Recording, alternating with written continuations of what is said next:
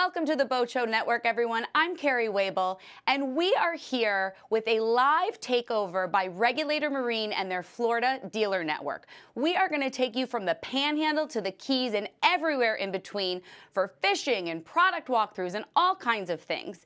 We're experiencing a little bit of weather down in Florida, so bear with us, but we've got so much fun for you today. And we're going to get it started off with Keith Ammons, who is the Vice President of Sales and Marketing at Regulator Marine. How you doing, Keith?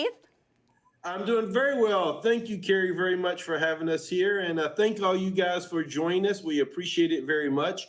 If you're currently an owner out there of the boats, then you understand what you have. You may be on the boat enjoying your life yourself, and you know about that great ride and that great fit and finish. And if you're out there thinking about joining the family, we hope today that we'll share some information with you, show you a few things about the boat, introduce you to some of the experts here at the factory, as well as with our dealers down in Florida, and they can answer some of the questions for you. But since we really are that known as that offshore deep sea ultimate fishing boat, I thought we ought to start with some fishing stuff down in, let's say, the west coast of Florida. So we're going to go down to Naples, down where Bonita Boat Center is down there in Bonita, Florida, just right above Naples, and get our good friend Jason South to join us. And he's going to be live. Oh, there you are, Jason. How you doing? The Boat Junkie Lifestyle. We're doing great down here in Southwest Florida. It's Bonita Boat Center. Just loving the new regulators, Keith. Good. Now, Jason, you've had the opportunity to fish on this boat several times, and you do a fishing show there. So first, I'll start off and tell us a little bit about the fishing show and the type of fishing you do and where you go to your fishing grounds. Yeah, absolutely, Keith. We're here in Southwest Florida in Bonita Springs. Typically, our fishing is going to be offshore out in the Gulf. We're going ways out there. It's one of the reasons we love the regulator so much. We're running 80, 90, even 100 miles on some of these runs for grouper and snapper and some of our big offshore fish out there. The regulator enables us to make those big runs safely. I feel safe. You know, when you run 100 miles offshore, you're putting your life on the line, folks, and you can do that in a regulator and feel very safe about it. And it's been a super boat for us. We came back last time. It was blowing 25 mile an hour, raining sideways. Here in Florida, we get a lot of storms. We had to come back from 100 miles offshore and went through 3 to 5 footers in the boat, and it absolutely handled phenomenally. And the new 34, the 2021 that we're in this year, one thing I really do like about it is they went to the twin 425s. That's really a dynamic setup for this boat. It gave us better fuel economy for the long run. And we were able to cover a lot of ground. When we got back, there was still a lot of gas in the boat. We were really happy with that, and that was a really neat deal. So not only did we catch the fish and got a great show, but we experienced a ride of a lifetime in the 2021 Regulator 34. Awesome. Well, we appreciate it. Yeah, that boat with those twin 425s is a very efficient boat now. You can get a lot more distance out of it, a lot more range out of that thing there. I've been sitting here watching the video. I see you guys catching some great fish out there, Jason. Give me a big fish story. One of the most recent fish you caught off that regulator. Well, actually, when we went out, we took John Gagliano, the owner of the Bonita Boat Center. We went out for one of our historical runs here in the Gulf of Mexico, our American red snapper. We absolutely tore the fish up. John caught his personal best red snapper. We caught our limit really quick. And we also got a couple really nice gags that were in the 20 to 30 pound range and just had a super day out there and nailed down one of our best Boat Junkie episodes ever. We're on season 3 now, folks. We're out filming season 3, and it's been off to a great start thanks to Regulator and the Bonita Boat Center. Well, I appreciate that. And before we move on, I want to ask you one more question, then we'll get to Jared here in a moment on that. But if somebody in the area or somebody wherever wants to watch this show, how can they go about watching the show? Where do we find you, Jason? Well, the easiest way to do it is just hop on BonitaBoatCenter.com. You'll see a link on the side of the main front page that says Boat Junkie Lifestyle. You can click on that, and all of our seasons that we have out right now, there's 12 episodes that are there online. We also have our own Boat Junkie Lifestyle YouTube channel that also has all the great videos and episodes from the show. Plus, you can check up our Facebook fan page for Boat Junkie Lifestyle. You can see a lot of our fresh posts and some of the footage from the new season 3 stuff. So you got all kinds of ways you can watch Boat Junkie Lifestyle.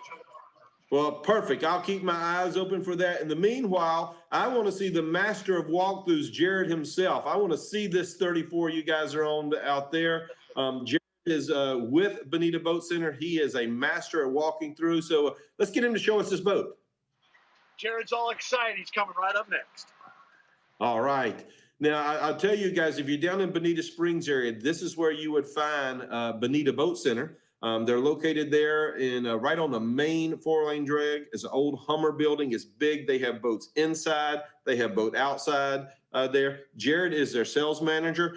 He is knowledgeable guy, knows the local waters, knows the local fishing, as well as he is the master, and we call him the king of walkthroughs. He can walk through one of these boats, show it to you, go everything, and we'll get him here as they do a little switch out there with equipment here on live TV. And we'll get, oh, there you are, Jared. I was telling you, king of walkthroughs. So I want to just toss this to you and let you show us that boat you're on right there. All right. Well, hey, thank y'all very much. I want to thank Regulator, Boat Junkie Lifestyle, Jason for coming out today, all the people that are watching. I tell you guys, you hear me say it all the time, but when I get on a Regulator, I get fired up. And today is no different. So we're talking about the 34 Regulator. I mean, the 425s right back behind us, loaded up with power. Kind of the cool thing about this application here, at 4,000 RPMs, you're right around 36.9 mile an hour, only burning about 30.6 gallons per hour, burning about 1.21. So the guys out here that have to travel real far, this application is perfect because we're running, 110 miles out offshore one way. So great application. And I tell you, the 34 is special. This boat, it says 34, but this boat is actually, think overall, it's 39 feet, man. So you got 33 foot 10 inches of running surface, 24-degree dead rise. And I'll tell you what that equals, folks. That is a great ride on the water. No matter where you're at, what conditions you're in, you feel confident behind the helm.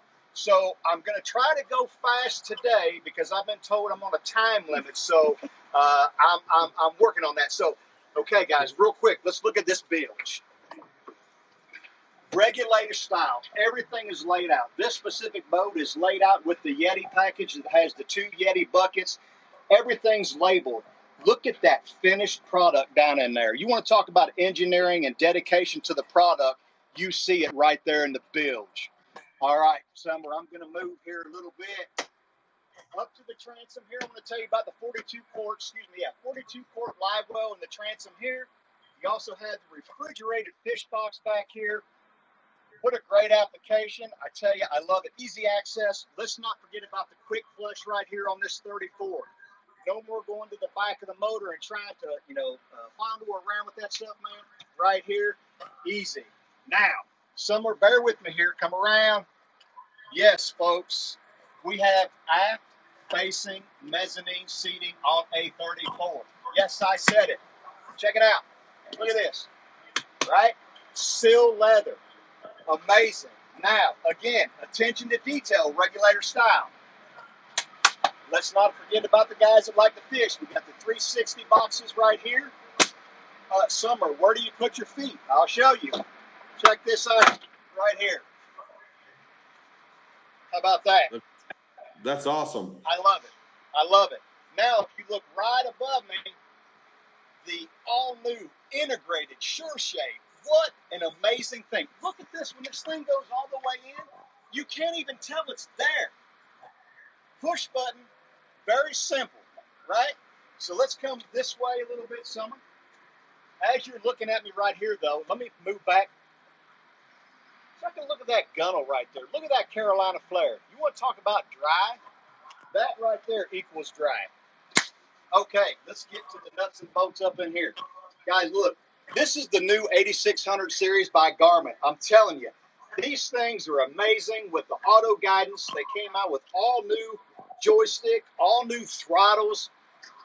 And yes, I love the Edison carbon fiber steering wheel. You cannot go wrong without this feature here.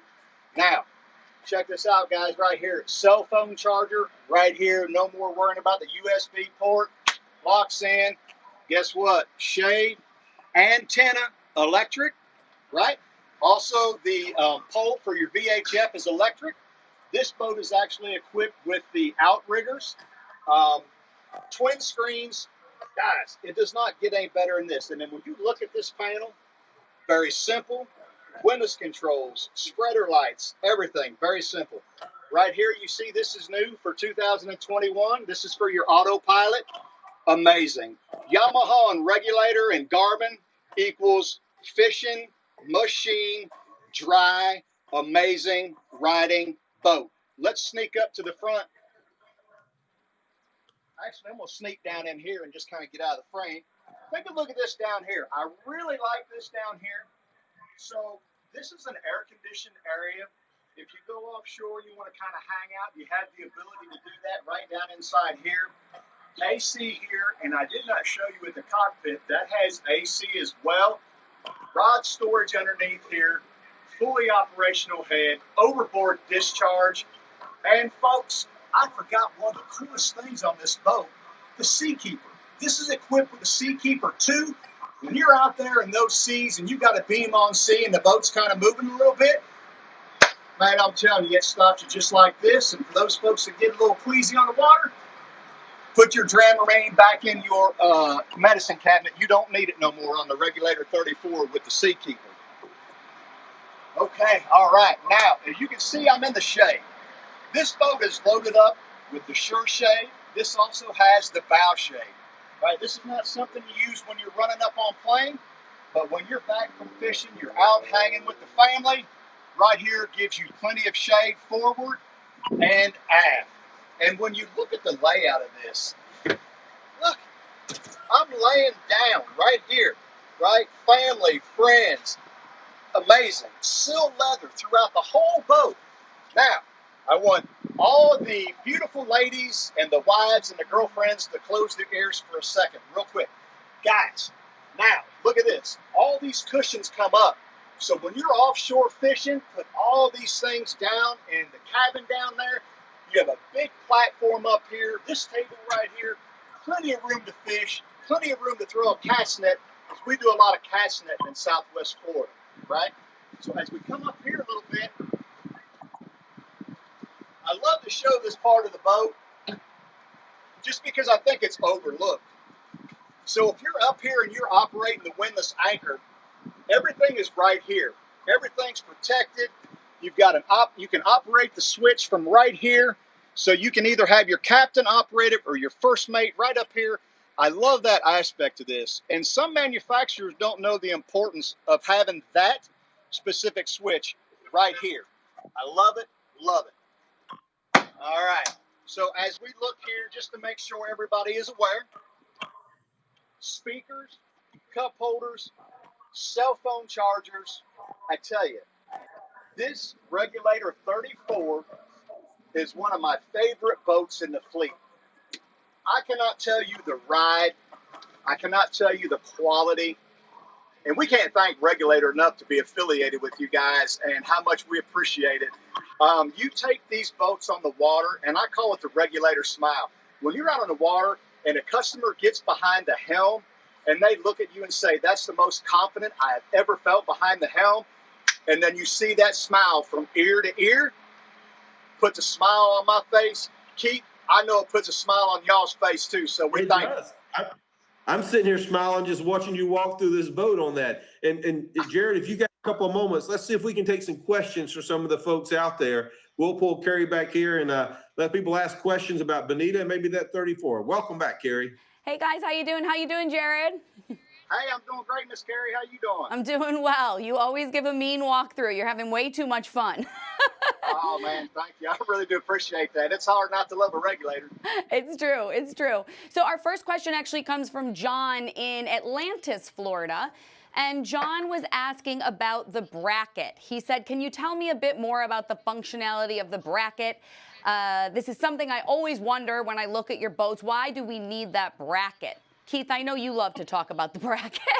Yeah, I'll start us off, and then Jared, you can get out there and you can show them the bracket and show them how it is in practical. But here's the neat part about it. Archimedes told us give me a lever long enough and I'll move the world. And really the bracket is doing that to the boat. It's moving the center of gravity of the boat and the prop a little further back. So it's giving us more distance, and we get a bigger lever. The bigger lever we have, the better performance it has. Now, the bracket, when it's sitting still in the water and the boat is just static there, the bracket is in the water. It provides flotation, and it lifts the back of the boat up, gives it a good attitude. So when you get ready to take off your hole shot, you got that back nice and high and that flotation. It'll give you a better hole shot, keep that bow down on you on that way. And secondly, as soon as you get on plane, that bracket from the outside is about 4 inches above the bottom of the hull. So it comes completely out of the water, and that's buying you about 3 foot of clean water. And Jared can tell us exactly what happens when you get clean water to those props. I'll tell you, that happens. That's called 60 mile an hour on a regulator. That's what that's called. Yeah. But I do want to tell you, it is so important. This bracket, when you get on the boat and you ride it, regulator, when they put this bracket on here, when you come up out of plane, there was a lot of boats, when you get on them, you have that bow rise. When you start getting into this size of the boat, you have the bow rise, and there's a loss of sight, which is uncomfortable for people.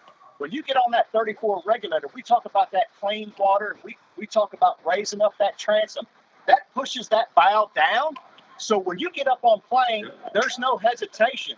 And I can tell you guys, I always look at it like this. When I'm on this 34, I say, put me in the game, coach. That's what the bow is saying. It's saying, come on, give me a wave, give me something, and I'll take it. I promise.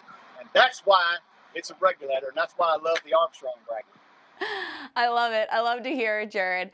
And we have time for just one more question. It's a question about what was that switch at the bow. I imagine that our questioner here, Brett, is asking about maybe the windlass. He said, can you bring us back to that switch at the bow? So maybe we can go and take another look at that. And Brett's also giving us rave reviews for our refrigerated fish box and air-conditioned helm. So he just wanted to say thanks for showing that.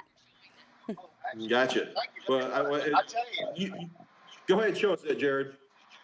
Okay, so here, this is so important because, when you get onto a boat this size, you've got someone that's probably going to be operating the windlass from up here, so the captain of the boat can be in control. A little safety tip for folks when you're running a windlass, you never want to have the windlass pull you while you're trying to pull the anchor up. You want to let the boat get you there, and you're bringing it in kind of a continuous motion and not putting pressure on that windlass. And this is the great way for your co-captain to be able to relay to the captain, hey, guys, okay, we're coming, we're getting close, and you're not putting a lot of pressure on that windlass. It's a great safety feature. Love that feature. Yeah, and Kerry, to further explain exactly what he's talking about, you can operate that windlass from that front where Jared's standing right now, or from the dash back there. It used to be you could only do it from the helm station. Regulator started making this standard either 2 or 3 years ago. So this is what you would find on the 2021 models and the 20 models, maybe the 19, I forget which year it used to become standard, but on all the new boats now is standard. You get one right up front and you operate it from both positions. It makes it so easy. I love to hear it. I love to hear it. All right, guys. Well, we are going to head away from Naples and from the 34. Unless you have anything else to tell us, Keith or Jared, we're gonna head away from you guys in that beautiful boat. Let's get there you go. I was gonna say let's get an engine shot, but you look good, Jared. So we're just gonna get a shot of you. And thank you for being with us. We are gonna go to commercial for just a minute, and we'll be right back. It's beautiful out here.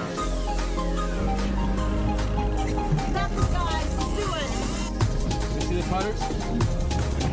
Woo!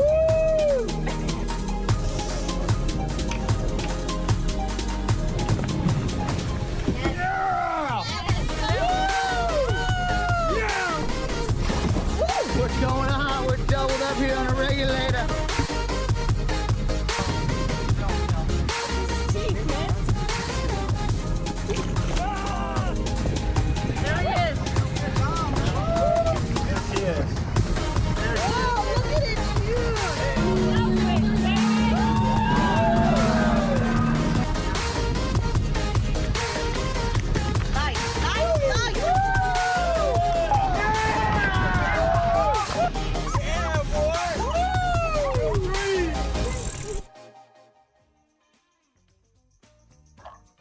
All right, welcome back. Welcome back. Live TV is its finest. and we're happy to have you back here. Now, we mentioned today was the day we're doing this, and we also got a lot of foul weather all over Florida. So I want to go right to Sovereign Marine in Stuart, Florida, and have my good buddy Greg join us.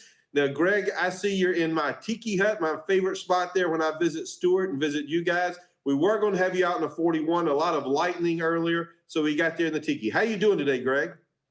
We're doing wonderful, Keith. How you doing today? Man, I'm having a blast here. I sure wish I was there up under the tiki hut with you hanging out in Stuart right now. Tell us a little bit about where you are, what's going on, because you got a great view right there when people want to come demo a boat or hang out at Sovereign. So we're in Stuart, Florida, one of Florida's best kept secrets, and we're supposed to be fishing on a 41 regulator today. Unfortunately, the lightning kind of stopped us from doing that, Keith. Now, you know what happens when the Sovereign team has a lot of time on their hands. We start to do kind of crazy things. So we're not going to let this be an exception. So we're supposed to be on the biggest 41 regulators that regulator builds. And instead, we're hanging out here with the smallest regulator ever built in the world. And I see that little boat. That's a great Halloween boat for your son there, isn't it? That is, and he loves it. He's going to use it again this year. So us and the team are going to walk you guys over here and kind of show you why we didn't go fishing today. Uh-oh. I saw the lightning and the storm was through there. Oh, I see the black clouds in the back. So it's kind of raining here.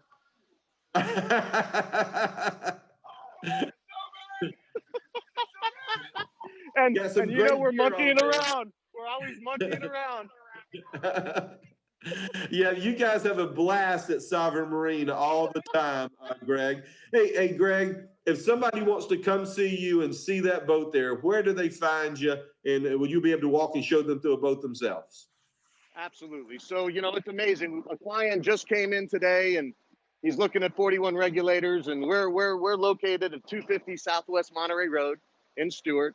And you can find us at www.sobyachts.com. And we're here to serve you, and we love the product. 41 regulators, my favorite boat in the world. True statement. And I wish I was out on it right now. Well, I appreciate it. I wish you were out on it too. And what we'll do is I'll have to schedule a trip to come to Stuart in the next few weeks. And maybe you and I just take it over the Bahamas for a day and take a day off. Keith, that sounds awesome, man. Thank you so much. Thank you very much for being with us. I appreciate that very, very much. Thank you, Greg. And I want you guys out there watching to know that, of course, right behind me, I'm in the conference room here at Regulator, but right behind this wall, further on back, is our lamination department. And in our lamination department, that's where we do the big hull bill and stuff. So what I want to do is take a moment and introduce you to our president and the CEO, Joan Maxwell. Joan's back there. Joan's going to take us through the hull bill. Hey everybody, welcome to Regulator. We're behind the scenes, we're in laminations. This is the heart and soul of what we do at Regulator. If we don't get it right here, you don't get a great boat. So we have to start here doing it well. So if you look behind me, we're actually building a hull. And you'll see they're actually putting what's called the skin coat down. Before we got back here, they had gel coating, they put the barrier coat. The barrier coat gives us the great cosmetic finish on the boats that we get. So they've already done that. They're putting the skin coat down here. They'll put layers and layers of fiberglass here on this boat. So this is building the hull is the first thing. But we're building in sequence throughout the plant here. So if you're walking around, you'll see stringers being built. You'll see liners and decks being built. All these are critical parts coming together. This hull is the heart and soul of your ride. You get on a regulator because Lucidiga did a great job in the design work, and then our team here did a great job executing the laminate structure. So you'll see that when you get on board a boat. So everything that's fiberglass that's on a regulator is built right here in this facility. So we're going to walk around. We'll see a couple of things being built as we walk around the corner here. We're actually going to see a 41 straighter. This is an infused part, so throughout lamination we have different processes that we use on different models. The 41, because weight is a very critical stringer system, or grillage, as some people call it, it's actually infused with resin. So you'll see we're actually putting the fiberglass down on the part now.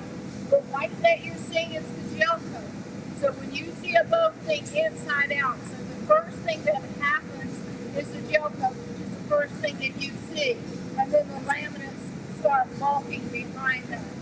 So with this stringer system, once we get all the fiberglass on it, then they will actually start infusing it with resin. So there are lots and lots of fiberglass things going on all over this plant. And I can just give you just a tiny little snippet back here right now. But if you come to this plant, we can give you the whole enchilada. You can see it all. So come on in and see us. It's kind of noisy back here. Our ventilation system is running to keep it where people do not have to be respirated as they work here. So it's kind of noisy. So how about join me back in my office in about a few minutes? I don't know how long that is, but just a few minutes for me to walk back up there, and I'll show you. I'll be willing to answer any questions. I won't show you anything because we're here, but I'll be able to answer any questions anyway. So thank you for giving me just a minute, and I'll see you in a minute. All right, we'll get Joan back up into our office, give her a moment to make it to the back. A couple of things I want to tell you, because she mentioned she was only just in one small part of the factory where they build the large parts of our lamination facility. We would love to have you come take a tour of here. We do probably about 200 tours a year through Regulator. On those tours, they'll take anywhere from 90 minutes to like 2 to 3 hours on the tour. If you'd like to come on a tour, we are back open for tours now. Even with the COVID stuff going on, you have to wear a mask, but we are doing our tour still. Give us a call here at the factory. We'll schedule it at least 2 days out to schedule a tour. I typically tell people the best time to start a tour is 8, 9, maybe 10 o'clock in the morning. Finish up around lunchtime. We'd love to take you to lunch here in Edenton. And if you're from out of town, show you the town and show you everything to do here. See the boats in lamination all the way out through the assembly process, what we call lid world, where we build all our small parts, and meet the team. Whenever you walk through the factory and meet the team, I ask a few questions, or to do that, we ask people a few questions. And actually, I hear they're telling me that we got Joan. She's made it back to our office. So let's see if we can get Joan on here with us. Hey, Joan, thank you for making it back to the office. We appreciate it. I know it's loud out in the factory there. Yep. I was just telling folks that when we walk through the factory, I typically ask questions all the time. And I'll go and start with your first question. And one of the things I like to ask our employees is, what is their favorite part about working at Regulator? And Joan, you've been here for 30 years, plus 30 years now, started it from the ground up. So the question is, tell us, what is your favorite part about being our leader? Hey, Keith. Thanks for asking me that question, because my most favorite part of what we do here are the incredible people that work at Regulator. We've got people that have been here 25 years or more, and it's incredible. The culture that these folks have helped us to build here, Keith, it's a culture of faith. That's a principle. Those are the principles that we operate with around here. And we all recognize that it's a privilege that we have to build a boat for people. There are lots and lots of choices, and people build lots of fiberglass things out there, but it's a privilege for us to get to build a boat for hopefully these folks that are watching us on the video here. But Keith, we would love for people to come here. I don't know if they could hear me on the live shot or not. Actually back in lamination, because it was pretty loud back there. But we really want people to come here. There's no substitute. We can show you snippets of the plant, but it's when you really walk through here and you talk to the people and you actually see the processes that you can really appreciate what makes a regulator a regulator. So I gave you a long-winded answer, and you're probably used to that from me by now, but so that's what I think.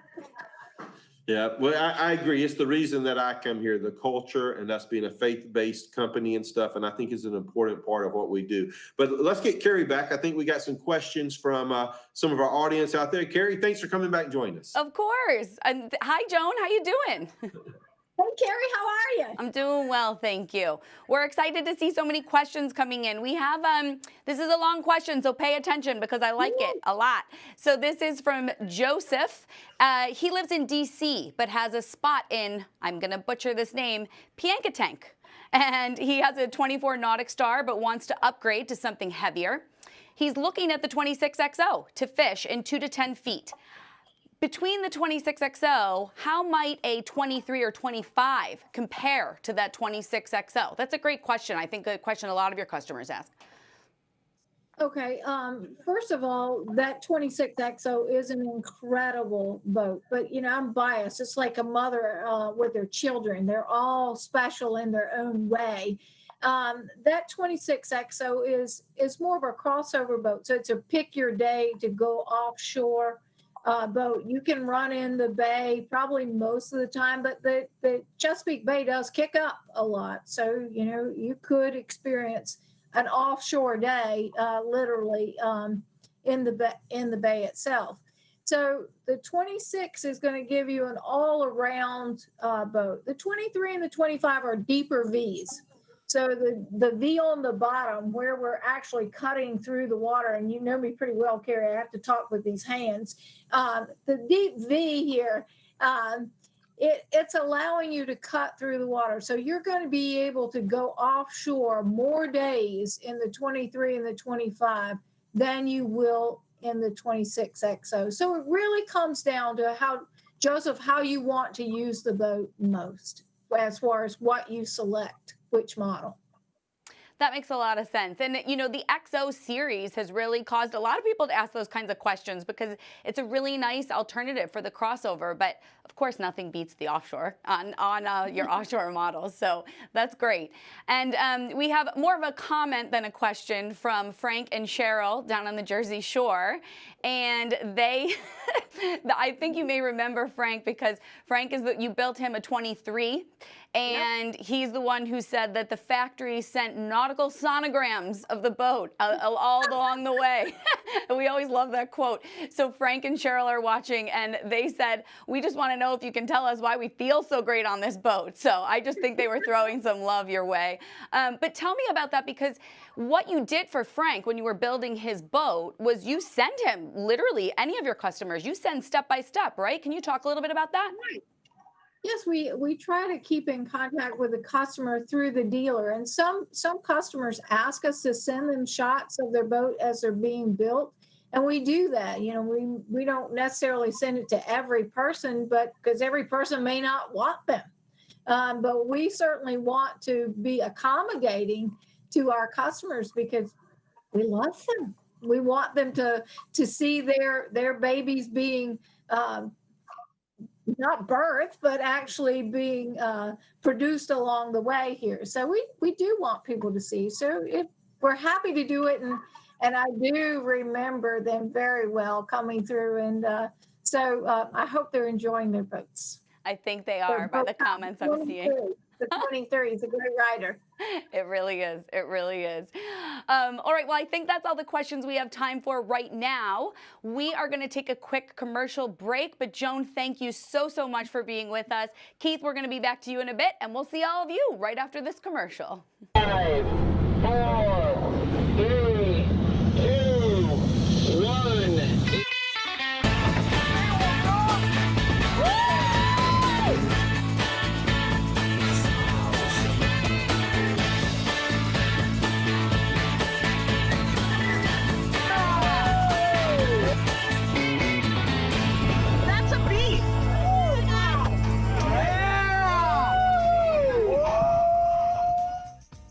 Hey, welcome back. Glad you're staying with us out there.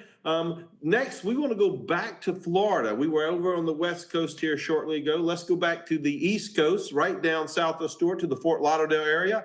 It's our newest dealer in Florida, KMC. They have a long history with us, and there was a while we wasn't around, but we're happy to have them back. How you doing, Phil? Good, Keith. Good to see you. Thank you for having us. Hi, everybody. Yeah, it's a now. Tell us a little bit about you guys. Have a long relationship. Even before I joined Regulator, you guys were the Regulator. So tell us a little bit about KMC and this long-term relationship, and the fact that we're so happy to have you back. Thanks, Keith. Yeah, about 20 years ago, I probably wrote more letters to Joan begging, sending CSI index reports. At the time, we were just a single stern drive dealer, and our goal and dream was to have a high-end center console boat. So we were lucky enough.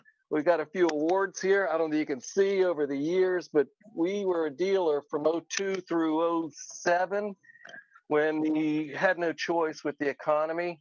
Kind of hit us hard, and everything had to go from 5 lines of boats to 0. And the hardest to get rid of was Regulator, but had to happen, and we stuck it out. Joan mentioned one thing about culture, and we visited up there with you, Keith, within the year, and I saw some of the same people from 20 years ago, and that's impressive. We're lucky enough to have the same situation here, and it makes all the difference to our customers too. And Phil, I'll share with all of our viewers out there. It's you and your 2 brothers who run this place. It's a family-run business, KMC is, and we appreciate you guys so much. And we know that you have great service and great customer service as well there. Now, you guys currently don't have any boats, but we got some new boats arriving to you guys in the next couple of 3 weeks. You're going to be at the Fort Lauderdale show with us just here in just another 2 weeks or so before the Fort Lauderdale show on there. As soon as we have some boats hit there, where do they come? Where do they find you if they want to come see one of those boats soon? Oh, where? Here in Lighthouse Point? Yeah. We're in North Broward County here. We have a 34 due in any day now. It was scheduled to come off, I think, yesterday, so we'll see that within a week. A month from today, I'll have our first 28. Beautiful boat. Looking forward to that. And we have a 31 in pre-production. I just confirmed that order this morning. That's due in January, and we'll prep that one for the Miami International Boat Show in February. And we also put another 28 in the pipeline that we expect in March. I haven't put the details on that boat yet. So 4 boats. Awesome. Yeah, awesome. We'll be excited, and the folks there in the greater Fort Lauderdale area will be excited to come see you with that way. And speaking of some folks in your area, we have a couple of our friends that are down right around your neighborhood, and I'm sure you're going to get to know them very, very well. I'd like to introduce and bring in our Gelforce twins. There you guys are. How you guys doing, Amanda and Emily? We're good. Thank you for having us. It's nice to be here. You're quite welcome. And you guys know Phil and the KMC guys already? They're right around the corner from you. We have not officially met yet. We have e-met. We could say it that way. Oh, email. Okay. Well, I'm sure you'll get in there and you'll get to visit with Phil. Those guys are phenomenal at KMC, right around the corner there. But even more recently, or just in the past couple of weeks, you guys got to go out on a 41 Regulator. Tell me a little bit about that boat ride and your experience on the 41. I mean, the whole day was, we were only on the boat for, I would say, a half a day. But initially, I was so happy with it. It was such a dry ride. It was actually pretty rough that day. I want to say there were maybe some 5 or 6 foot swells even, but very dry ride. And honestly, one of my favorite features of the Regulator. So we're really big tower fans. We love a boat with a tower. And maybe that's just because we're on the smaller side, so it helps be able to see. But the ladder on the tower was so easy to get up and down. And I feel like on a center console, that's not always a thing. But it was a very easy ladder to climb. It wasn't this like, oh, put a foot here, put a foot there. How do I get up? It was actually a really easy ladder. Awesome. Now, as we're talking about the boat, you guys are actually 50-ton professional captains and run charter service and do other stuff too. Is that correct? Yes, that is correct. We both have our captain's licenses, and we actually just hosted a women's fish camp this past weekend. We had 12 lady anglers, 6 were with me and 6 were with Amanda, and we taught everything from tying knots to throwing cast nets, to catching their own bait or their own fish, and it was really, really awesome. So we do have run charters, and also we have our YouTube channel where we upload pretty educational fishing YouTube videos. Yeah, I'm a fan. I have to say, I've been to your YouTube page quite a few times, and I followed. I'm one of your subscribers. Phenomenal stuff. So if you're out there watching, look up this the Gale Force Twins on there. Tell us a little bit about how you got started. Where did the passion come from to start fishing and boating? So that's a great question. I mean, we got started recreationally fishing when we were kids. We just saw other kids doing it off the docks and the keys, and I was like, wow, that's like so cool. I really want to give that a go. We didn't come from a family that was really into fishing. Our family, we were boaters, but more sandbar and snorkeling, but never fishing. So I think it was kind of this whole new world.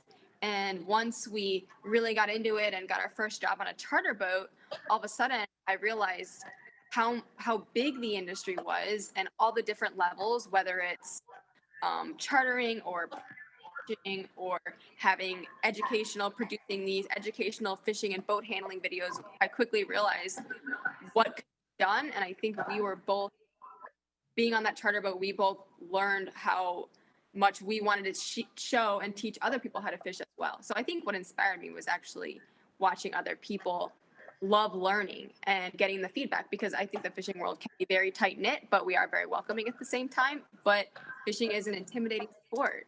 So we just wanted to reach as many people as we could, teach, and, you know, have no secrets. I don't want to be the fisherman that has a ton of secrets. I'll tell you anything you want to know. Perfect. You know, I found something after looking and watching on your YouTube page. We actually have a lot of things in common, the two of you guys and me. When I was in college, I worked as a mate and a captain aboard a charter boat to get my way through college, all the way through there, and also playing some sports.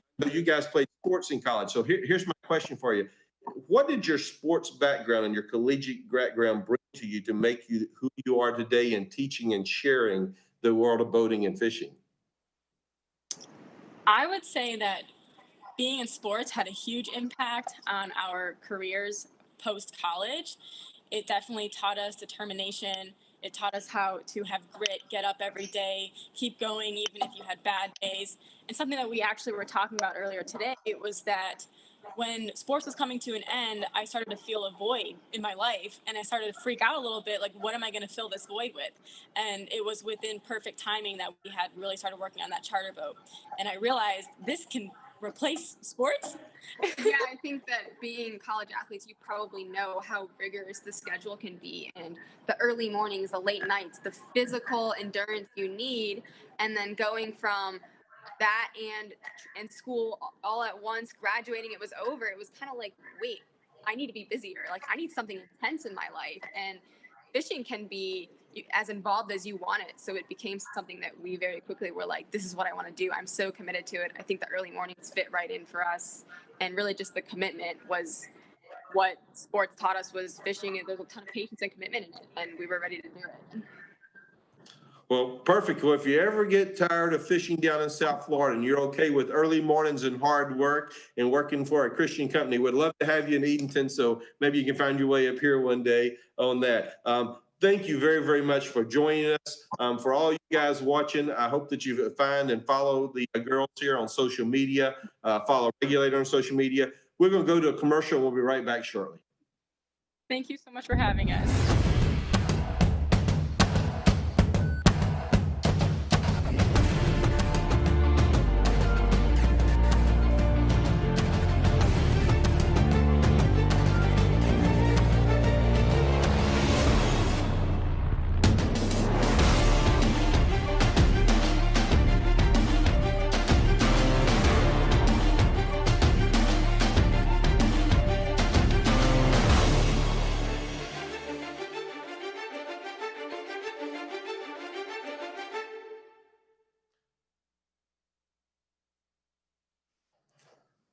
All right, welcome back. Welcome back. That was the Gale Force Twins we just saw on the East Coast. I want to head right over to the West Coast with my good friends over in the Tampa, St. Pete area, Thunder Marine International, and we have Scott Tubbs there. Hey, Scott, how you doing? Doing great, Keith. How are you today? Good, good. Now, I understand you're on a shiny new boat there, about to do a pre-trip delivery or get it ready to go. You are exactly correct. Yeah, we've got the pleasure of just getting this one at 23 in a few weeks ago. It's kind of sat waiting on a customer to make a decision. Someone's excited about it. Got it going through the PDI process. Just finished that up, and we're ready for our last piece of that, which is the water test. All right. Well, before you actually show us the PDI, and I'm going to ask you lots of questions about that PDI in just a moment. I want to tell everybody there that I was able to catch up earlier today with Ramsey Skinner in our customer service department, and he actually did a walkthrough of the 3-part inspection that happens right here at the factory before we even sent the boat to you. So let's see if we can roll. I'm here with Ramsey Skinner of the customer service department. And Ramsey, thank you for joining me today. You're about to do a customer inspect on this boat, this beautiful sunset color here. Why don't you tell me what you're doing, what's going on, and a little bit about this boat. Okay, so like you said, it's a customer inspect, the final of 3 inspections that we do on our boats here at Regulator, every boat. This happens to be a 24XO we're looking at, 2021, like you said, brand new gel coat. And being it's a brand new gel coat, Keith, let's walk through what we look at here on a customer inspect. So, brand new gel coat, we're going to go through it, look for any defects, any mold marks, any scratches. Even though this boat's been through rigorous inspection, we're going to come through and we're going to look at it hard right here at the end. We're going to look at our rub rail, make sure there's no bird screws, make sure everything is teed up and uniform. That's what Regulator's known for, fit and finish. Yeah, one of my most impressive things to see it all the time. Everything lined up. Yep. It makes a difference in the fit and finish. And you know it's a Regulator, so you're going to get your ride, you know. But we're, like you said, we're gonna look for all the cosmetic issues. Check this right here, the tow eye, make sure it's tight. We're going to come through and check our hull ID, make sure the hull ID is right and readable, so you can read it. Power pole, so you use this right here for many different reasons. But being a fisherman, you're going to use it when you hit a school of fish. You hit a school of fish, you press one button, it deploys, it stops you right there, so you can sit there and you can catch them all day and your family can have a good time. So we check that. We're going to check all the functions on that, make sure that's proper, make sure it looks good also. And the engine's been through a lot of inspections itself, so basically all I'm going to do to it, Keith, is cosmetic inspection on this engine. I'm going to look at this custom painted paint job and make sure everything looks good. These logos, I'm going to make sure they're not going to be falling off while you're offshore or anything. Make our way around the boat. You got your jack plate here. We're going to check that also. You know, we go through everything in this boat. I could sit here and talk for an hour about the little things that we look at on this boat, trying to sum it up for everybody. Right. And what I love about this, Ramsey, is you guys are testing all this stuff. You're testing the power. That's right. You're testing the jack plate. So when a customer gets out in the water, everything's ready to go. Everything's ready to go. Yep. We got your swim ladder here. This is we're going to deploy it. You know, something simple as that. We're going to deploy it a bunch of times, make sure it functions properly. You got a hand finished edge. We're going to make sure there's no sharp edges cutting your foot when you walk up. And as we make our way around, it's pretty much a repeat of the other side. You know, we're going to check this gel, and once we're done on the outside, we make our way inside the boat. One person starts in the back, one person in the front. We're going to come back here, open up these lids, open and close them. We're going to check the hand finished edge right there on the lid. Make sure it's pretty, no cuts to your hands, and good fit and finish. Check the shocks right here, make sure that they're tight and function properly. We're going to get inside the bilge, make sure the bilge is accessible. Huge bilge in this boat, by the way, all of our boats. We're going to get in there and make sure everything's labeled, easy to work on if you ever have to get in there and work on something. Then we're going to come up forward, we're going to check the fasteners to this leaning post. We're going to open up these little tackle trays back here, make sure they look good. We put rods in here so you don't have any, you know, bumping rods when you're beating around in the ocean. A lot of these electronics, Keith, are new for 2021. So we really have to go through this and make sure there's no hiccups once we get offshore, once the customer gets offshore. And that's the main thing. We don't want you to get this boat and see something cosmetically that you don't like, and we don't want you to get this boat and have something, you know, electronically that goes wrong with your boat. So not only a good ride, we're trying to give you the best fit and finish that we could possibly give you. Now, you said this is the third of 3 inspections. Yep. Quickly tell me, what are the other 2 inspections, quality controls that the boat goes through? So they're all basically the same kind of deal. You're looking at it through the eyes of a customer, but the first inspection is a punch. It's done by one of the supervisors, and that's her only job. is the completion supervisor. So you got a whole crew that goes through the boat with a fine tooth comb, and they write whatever, they write up whatever they don't like. They come back, work it off, then you have a second inspection, a blessing. So before I even get to the boat, it's finished and it should be ready to go. So we're doing this for the customer, and we hope that we can send you the best possible boat we can send you. Yep. In addition to those, we have things like a fuel tank that's being tested. Oh, yeah, tested, absolutely. The water systems are being tested. All that stuff is done. Yep. Well, Ramsey, thank you very much for your time, and Yes, thank you sir. for doing this. You guys heard it right there. 3 inspections on top of all the other folks, things that we do. You have folks like Ramsey Skinner here looking on these boats. All that you can have the confidence to go offshore with a high-quality Regulator boat. All right, Scott, we learned, or the folks learned here about those 3 quality inspections that happened along the way. Then Thunder Marine International receives this boat. Tell us a little bit about what you guys do with it before you give it to the customer. All right, sure. So when a boat first arrives here off the truck, of course, there's an initial inspection that day, right? To make sure that for transport, there's no obvious damage from, road debris, things of that matter. Then it goes over to our service department. In our service department, they're going to actually work off of that wonderful checklist that you guys provide us. It's several pages long. They go through all the systems on the boat, make sure that the water pumps pump, the bilge pump is doing what it's supposed to do, service the engines up so that they're ready to go out and run offshore.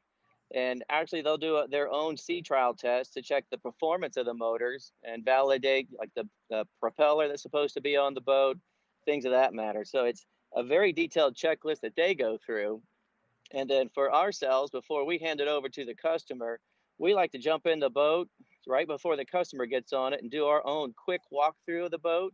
Make sure that there's maybe no dirt or anything like that, because we're proud of what we got here and we'd love to show it off and put it in the best light to the customer. And then we'll do our own little sea trial on it real quick just to make sure nothing minor might have been missed, and come back, and then we're ready for that customer to go out and experience the best that they can get. That's awesome, Scott. So they get not only the quality control here, but the quality control directory in Thunder too. And then you can hand them off the boat and they're ready to be confident and head right on off on that boat, ready to go. Yes, sir. You guys make it easy for us. I got to tell you, thank you.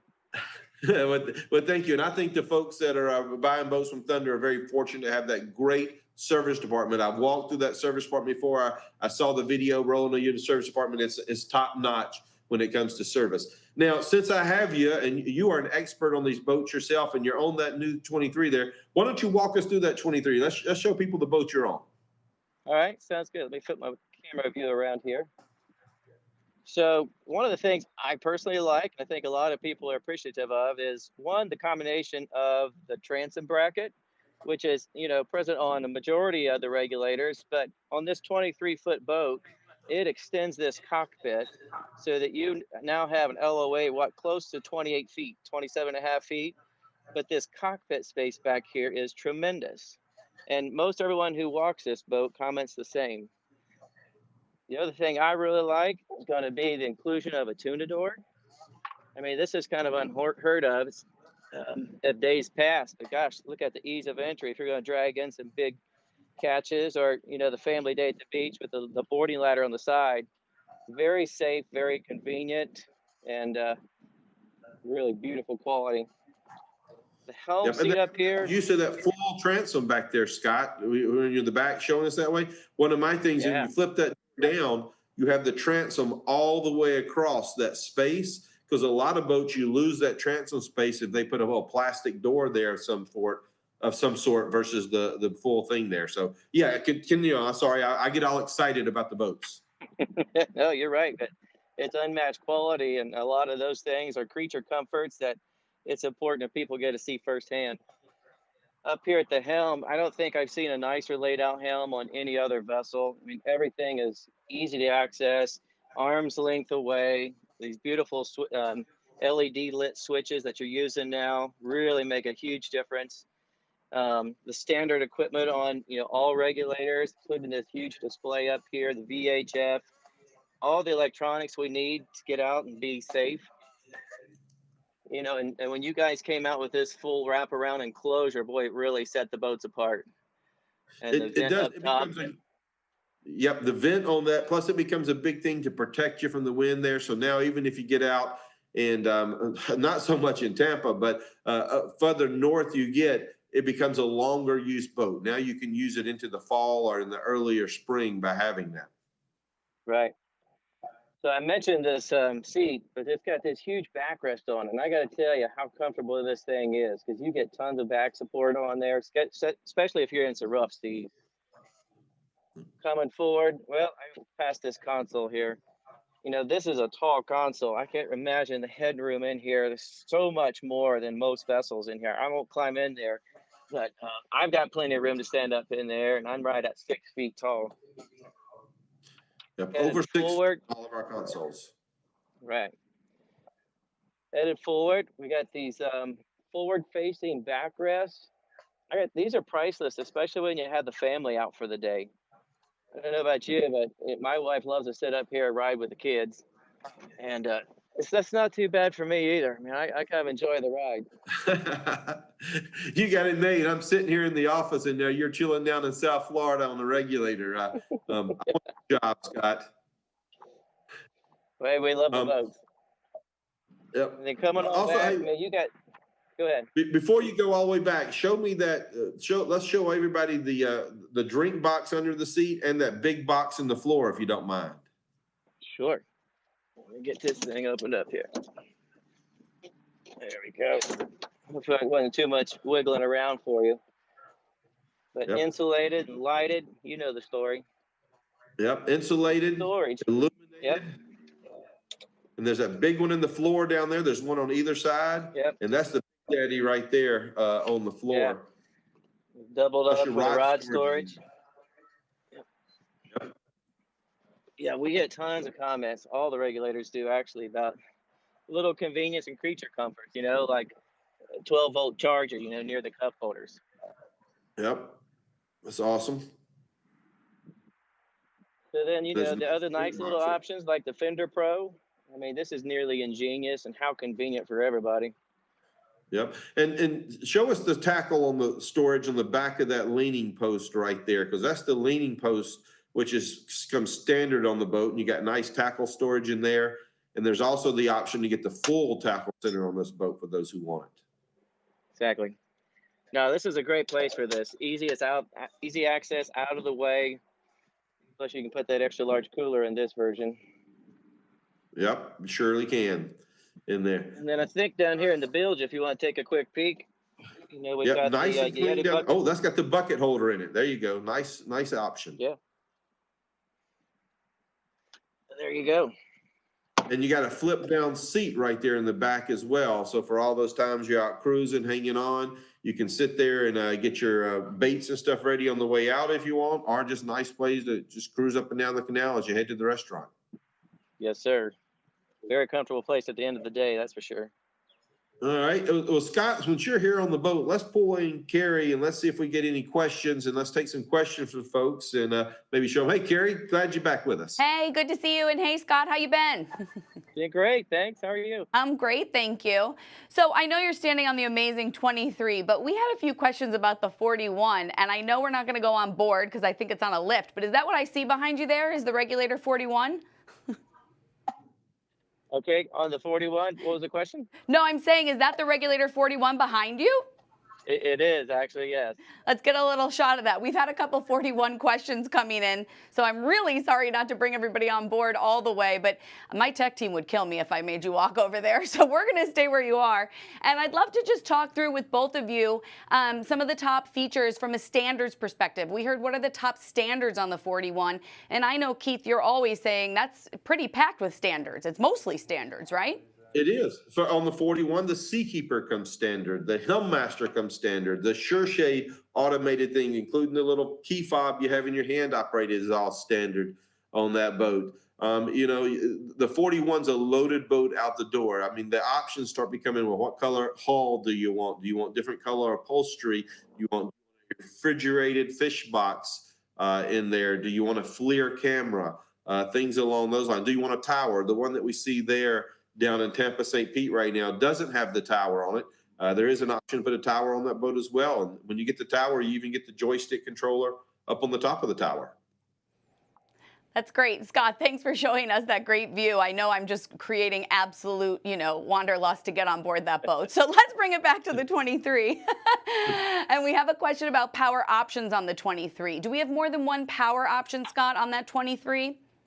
Yes, we sure do. So this particular vessel has a twin 150s on it, but you can option it for a single 300. That's great. And can we see those engines again? Are you close? Are you back at the transom area? Yeah. Yeah, Okay, it's so getting that's up got there, the yeah. twin 150s. Yeah. Now, Carrie, I'll say something about these engines, because whether you get twin 150s or single 300, you still have 300 horsepower either way on that boat. Your midline and your top end are fairly similar in the way that boat performs, but your advantages of those twin engines are twofold. Your whole shot getting it going and all that is much stronger, because now you got two props in the water, not just one, even though you get the same horsepower in there. So you got twice as much surface giving you takeoff on there. And the second thing is, if you're going to be offshore, having the redundancy of two engines is a smart way to go. So you can get off there and you have the second engine in case you ever have a mechanical issue. So a wise choice. And the third thing I tell people, if you're thinking about boat, you're thinking about resale value. Right now, the factory's selling about 85% of twin 150 engines out there. So in turn, that means the resale value is much stronger on a twin engine boat and to do. So I would encourage that for most of the folks looking. That's great. That's great. All right. Well, thanks for letting me sneak in on your segment. You guys talk for another minute. I know that Scott's ready to take this thing out on the water, so I'm going to say goodbye, but you guys hang for a second, and maybe we'll show a little farewell from the docks. All right. Thank you, Carrie. We appreciate it very much on that way. And Scott, thank you for showing us this boat. It is a pleasure that way. Scott, tell me a little bit more about Thunder Marine International, where you guys are located. If somebody wants to come down and find you, how do they find you? Well, we're in the heart of near Madeira Beach, rather, out in St. Pete, right off of Bay Pines Boulevard. If you're familiar with the Bay Pines area, we're on the water out here. So we're both, we got a high traffic area out front. So most people see us. About 50,000 cars go by here each day. And we do get a lot of lookers and stoppers checking out the boats. And then our service department is about a half a mile away from us. So kind of the convenient thing for our customers, which we love, is for the life of the time that you own your boat that you purchase from us, they get to use the dock here to bring it in for service. Our service department will grab it, take it over to the department, do whatever needs to be done, and put it back here. So you don't need to worry about a trip charge coming to your house or you getting it on a trailer and bringing it here. So we try to give the red carpet treatment every time we can. And we work hard to meet expectations and exceed those when we're possible. All right. Thank you. Thank you very much, Scott. I appreciate that. I tell you, for all those people watching, I have walked through this service center, and this is a world-class service center that Thunder Marine has there. A ton of techs going, dozens of boats are so in there at any time being worked on. So it's a phenomenal place to bring your boat for service and stuff. Scott, anything else you want to add for us before we head off of from St. Pete to another location? Hey, we continue to drive a lot of customers out here, and we're always open for more. So anyone watching wants to stop by and check it out. We're having a couple of in the water events here coming up in the next few months. Check out our website and our fan page for that. We're going to have boats in the water so people come out and experience a Regulator firsthand. All right. Now, are you ready to take off on that boat, or are you ready for me to just head right on out of here? Actually, I'm ready to take off. I need to throw a couple dock lines, but I'm ready to go. Well, go ahead and get those dock lines loose. I'll talk to you when you get those dock lines loose. I'll keep everybody going. We want to see that boat get up and take off and go. So let him get those dock lines off of there. We'll see if we can get the video back from him. This is live TV, so we'll take a shot at it. This is our first time taking over the Boat Show Network, and so we'll see if this goes well. Maybe we'll see if we can't take over some more and bring you guys out there. So please send us the feedback, put in your comments, let us know if you like this. There's Scott out there getting a beautiful view of that boat. Scott, thanks a lot. I don't know if you can hear me anymore. You may have lost your production crew. We appreciate it. There he goes. We're going to get a shot of that going away, and then when that goes away, we're going to go to a commercial. So let's watch him head on away.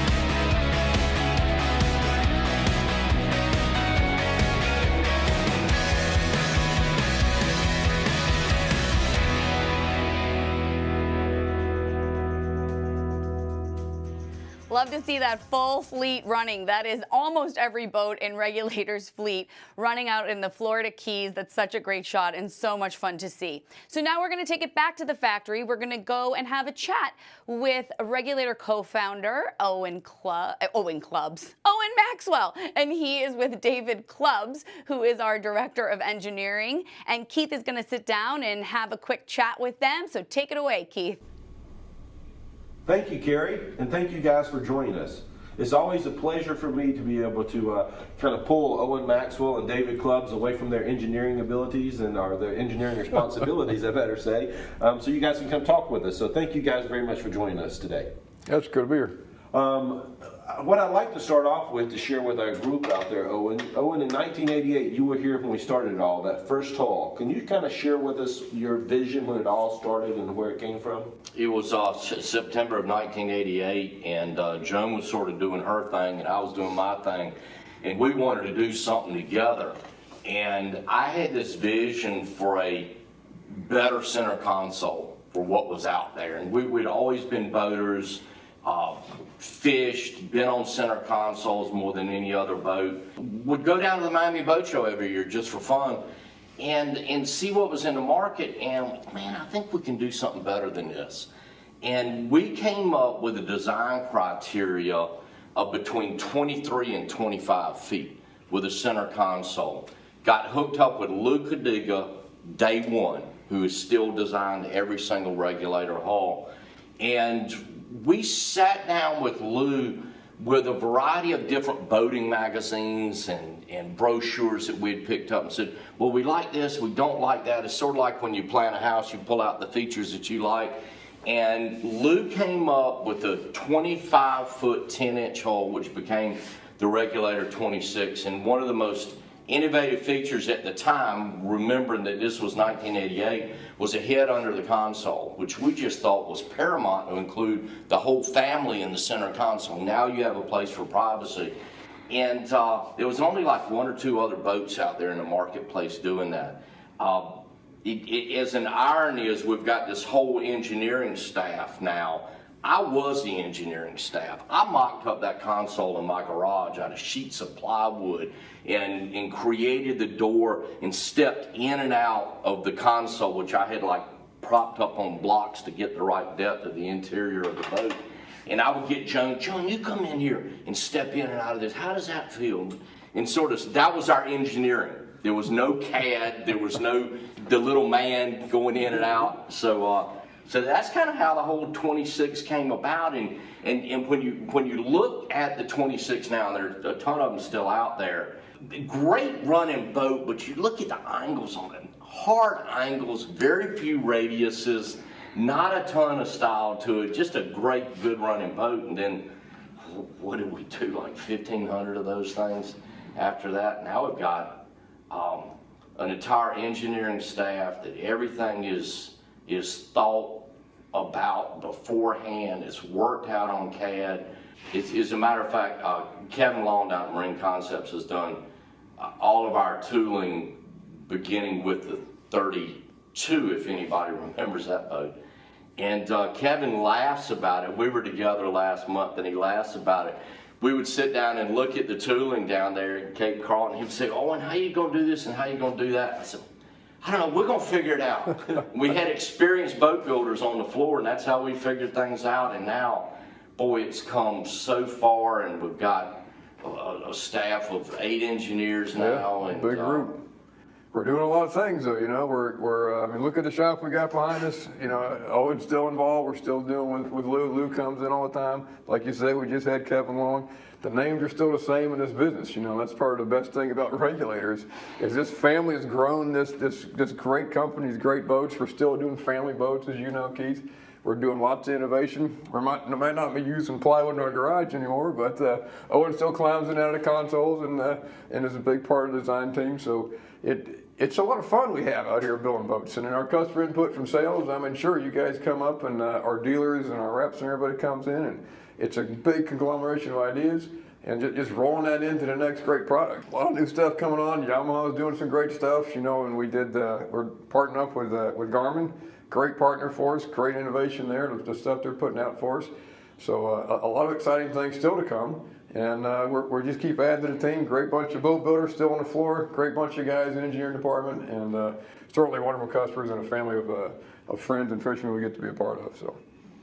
You talk about that classic hull. It's still the same Lou Cadiga, still designing. We still have that great running boat, but above the rub rail, there have been a lot of changes. What are you guys most excited about what's going on right now in our 2021 product and into the future of all those new innovations? Well, back in model year 20, we integrated the T-tops, right? The full wraparound glass, that's a big step, and more accommodations for fishing that also enhances family life on board, which they own. So we're still true to our roots, getting the whole family on the boat, but still being a hardcore fishing platform.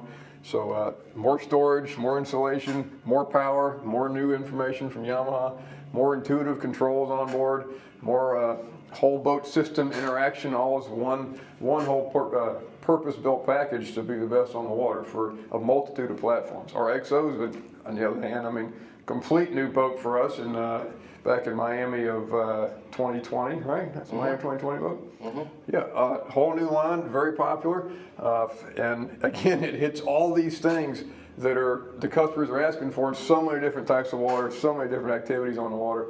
So again, trying to attract those customers that want to do more than just fish, want to do more than just sandbar, but still have a solid platform to go run out way offshore and catch the big ones. So and look at the Hillmaster EX, the new Yamaha operating system that we've just done this year. Oh yeah, it's a total boat control system. Talk about intuitive control too, right on? I mean, everything's at your fingertips. So put a waypoint in and have the boat take you to the waypoint, auto throttle down, stop and go into Hillmaster and hold you over the waypoint. I mean, that's like spaceship kind of stuff. That's so. right. And that's where we're going. Look at the styling of the boat, the softness of the boat, the amount of seating that we've got on the boats, the upholstery packages, the seat backs, the cup holders, which I wouldn't even put on the first boats. It's all part of a family boating and fishing experience now. So. It is. Well, you guys have done a great job, and I appreciate you sharing with myself and all the folks here. And thank you guys for joining us out there. We'll be back here in just a few moments. Hey guys, how you doing? Good, Carrie. Good. Thanks so much for doing that. It's fun to see you all sit down together and just chat for a couple minutes. You don't usually take a break to do that. No, not very often. We don't. We got a lot to do. So. It's good to be here, though. Yeah, it's good to see you, Clubs. I haven't seen you in a while. You were doing so many Instagram Lives on Regulator social media accounts during the main quarantine. I know. Well, we miss you. We miss seeing you out there. So I do have a couple of questions. One is a simple question, or maybe it has a difficult answer. I'm not sure. It's just, why are your boats so heavy? Well, Carrie, that's a good question. You know, we get that question a lot, right? Because our boats are heavier in the industry. My usual answer is, well, it's the wrong question. You need to ask, what's everybody else leaving out, right? So that's kind of our base answer. It's because we put so much in these boats, Carrie, you know, from the solid glass bottoms to all the features. All of our systems are so designed, purpose-built for the product we have to go offshore and long life and good quality. So we may be doing a little more than the next guy, right? And our electrical system is so robust, all of our plumbing, all of our fuel system tests. You guys talked about some of the testing that we do. We rarely find issues on these because our systems are so well designed. It also adds weight to the boat, but it's weight that's worth the ride, worth the content, worth the quality in that boat. We talk about our laminates, Carrie, you know, we're doing a lot of infusion, more advanced composites. There's certain things we just don't really want to infuse, though, because it's going to actually add weight to the product. So we analyze every piece of composite we build here so that we optimize weight, optimize performance. We got to have the right geometries for the ride. And we want to be able to pack all the other user and useful content in the boat to make the platform so well-rounded to offshore fishing and bringing the family on board, too. And Carrie, I'll add to this real quick for Clubs, because what engineering does is they purposely put that weight low in the boat. So that weight is down low in the boat. And most of our boats have that center of gravity actually below the line or deck where you stand. And they use a variety of ways to drive that boat low, drive that weight low in the boat. And that's the key to the ride, to a low, heavy boat. So it's a lower kind of center of gravity is what you're saying. Like it's a distribution where you're, that's good. Okay, that makes a lot of sense. And I think it's another power question, and it actually is about the introduction of the 425s, the twin Yamaha 425s onto the 31 and 34. We have a question out of the Chesapeake Bay again here that is asking us how, if you did at all, how did you change the bracket, and what did that do to the boat if you did change the bracket in order to accommodate those engines? That's a good lead-in question, Carrie. And just like Keith said, the weight and where the weight is at is very important to the ride and performance of the boat. So the bracket is quite a bit different on the twin XTO engines on both the 31 and the 34. So what we had to do on the 425s to account for the additional weight of the engines and the larger propeller diameter is we had to get the cavitation plate up higher, and we also had to get the propeller higher, so we had the right amount of bite to the water to maximize that thrust and not waste any energy and fuel and speed potential and don't give anything up. So the bracket's got to go up higher, but we don't want to lose the buoyancy because we need that extra buoyancy aft. Like Keith talked, that weight is down low, but we also kind of try to keep it further aft in the boat for good performance and good ride. So we wanted to add the buoyancy back to the bottom of the bracket. So it's got a whole different shape on the bottom. And the riser on your conventional Yamaha engine usually has to have room for the hydraulic or electric steering cylinder, right? Because we just changed the EX. And so our EX cylinders take up different amount of room than the integrated steering on Yamaha's 425. So the complete top deck of that bracket is flush on the 31 and nearly flush on a 34. And that's so we could get the buoyancy on the bracket right, optimize the height of the engine in the relation of propeller to the hull bottom, that water flow, get the weight right, and dial the whole package in. So it wasn't just changing the bracket to fit the bolt pattern of 425.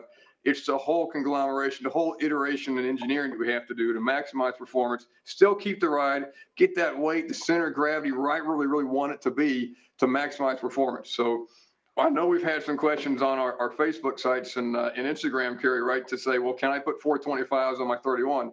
Well, of course, the answer is you can do anything you'd like to do, but you're going to spend an awful lot of money and you're not going to get the same solution. It's really going to be a different boat than what we've designed and marketed and put all those pieces together. That 425, that larger diameter propeller is such a different bite and a different animal to design for that. And we had to take a couple of shots at ourselves, do some live testing, and we really did dial it in. I think you were actually on some of our first runs, Kerry. That was a lot of fun. But we made improvement since then, and now you see the performance bulletins posted live. So again, to do it on an older boat, you got to change so many things. It's not really worth it. Yeah. It's a lot to think about. And you don't, obviously, none of us are thinking about this so much when we see it all magically come together. That's a lot. And I know you were going after these bigger engines in the 425s because you had a lot of customer demand for it. And of course, everybody wants more power all the time, you know? So I know you're always striving for that, right? Get a lot of questions on that, I'm sure. I don't have any today, strangely. Well, we do. The larger power, though, it gets speed, but if you don't get all the details right, you're not going to get the speed or the efficiency. And if you look at our range on the 31 and the 34, especially with the twin 425, it's some really, really impressive numbers for the size of these boats, the power it's there, and what we're able to do with it. And it's a lot more than just bolting some bigger motors on the back. So it's a little more complicated than that. But makes sense. Makes sense. Keith, did you want to add something to that? Well, I was going to have another question for David since I got him here on the spot myself on that way. And here's a way you can always make David smile if you want that big regulator smile for me. David, tell me about driving that 31 with 425s and how fast you could get that thing to go. Well, Keith, you were there with me, if I remember right, and it was hold on to your hat, here we go. So, yeah, when you crowd the power to the transom on that 31, she'll scoot over 60 and what was our final numbers that day, Keith? It was. Well, I think 60, officially, I've got something here in front of me here. 64, right at 64, I think it was. Yeah. It's scooting right along. I think we started the fastest horse in the stable. You guys are way too excited. No one can hear anything you're saying because you're both like, it was going so fast. It was going so fast. You can feel the energy. You can feel the energy. Well, I know there are obviously more of those boats coming off the line. I know it's been hard to keep that 31 with twin 425s in stock. But I do know that there's some headed down to Florida where you can see trials. So it's always great to obviously go and contact your dealer or see what's coming into stock so you can actually get out on the boats. I mean, we had hoped to be out on the water a lot more today before the Florida storms killed our afternoon. But you're all there and you can go out and experience it. So you should. We have one more question before we go on to the next. And it's kind of just a simple one about Seakeeper. You know, Seakeeper is another one of those things. People want more power and they want Seakeeper. Sure. So if we can just run through, Keith, maybe run through the models that have Seakeeper on it. And then David, if there's anything you want to add about, you know, that how that was built and the things that you're thinking about as you look to put Seakeeper on more models potentially. All right. Well, first of all, I'll start with the 41. It comes standard on that boat. Then it's optional on the 34 and the 34 SS on both models of the 34 as well as the 31. And I tell you, from someone who's been on the boats with Seakeeper, it is a phenomenal option. When we were doing some of our video shoot just about a week or so ago, I'll shoot some more footage for us there. The boat that we were using had Seakeeper on it, and we needed to have a gimbal on the camera. So I just hit the Seakeeper, and that was able to keep our cameraman as stable as can be to get the footage we wanted. But I'll let David explain the engineering side of Seakeeper and what it does much better than I can. Well, Keith, I mean, it's the proof's really when you go for a ride. So a lot of our customers that haven't experienced Seakeeper, we try to always have a Seakeeper demo boat at the shows, right? And the Seakeeper is a gyro that's a spinning sphere, just like a bicycle tire. You can't balance when the bike's standing still, but you get the wheel spinning and it'll stay upright. So when our boats with that 24-degree dead rise gets out in the waves and the waves are impacting the hull, especially at slow speeds, you get a lot of roll. But if you get that spinning flywheel inside of the Seakeeper spun up, right, like it does, it'll add stability. So it's like taking your bicycle wheel and twisting it on its side, and that'll right the boat. Just the same physics it works for the bicycle. So that makes sense. It's really powerful. Yeah, that makes sense. And I felt the difference, but it's funny to hear it explained like that because it makes a lot of sense. So that's great. Yeah. You know, it's good to hear, and you guys heard it here, that Seakeeper is available on probably around half of the Regulator fleet. The Yamaha 425s I know are available now on more than half of the Regulator fleet. And there's a lot of good innovation going on there every day, thanks to David Clubbs and his team. So just thank you so much for being with us and taking the time, David. We appreciate it. Well, thanks for all you guys do, too. Good to see everybody. Okay, we're going to head to commercial. We'll be right back, guys.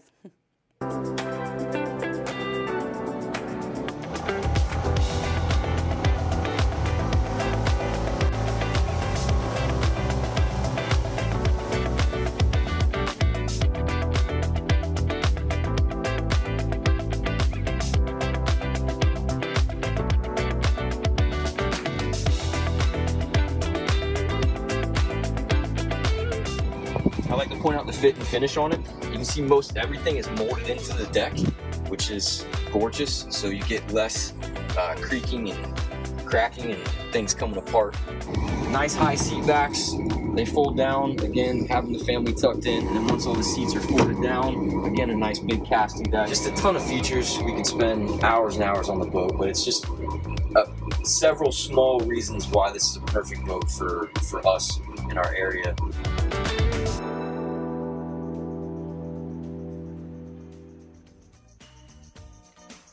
Welcome back. Thank you for joining us, and thank you for sticking with us. That was the XO, man. I tell you, I get excited about the XO because personally, I ride around in a 24 XO here in the Edenton area and out in the Albemarle Sound. I spend time with my family. My son, he loves the tube. It is a great boat for these waters. Those boats are really designed for bays and lakes and skinny waters. So here at the Albemarle Sound, it works out perfect.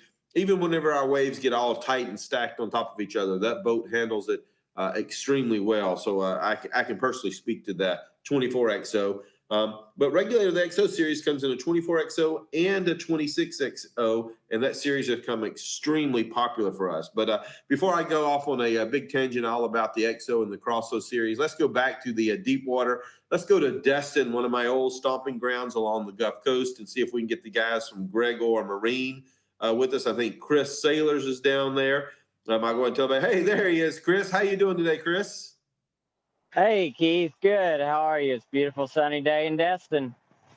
Beautiful sunny day. Well, it's a little bit of rainy and yucky weather here in Edenton, North Carolina. So I'll let you enjoy that sun for me a little bit there. Tell us a little bit about Gregor Marine, where you guys are located, where can people come find you?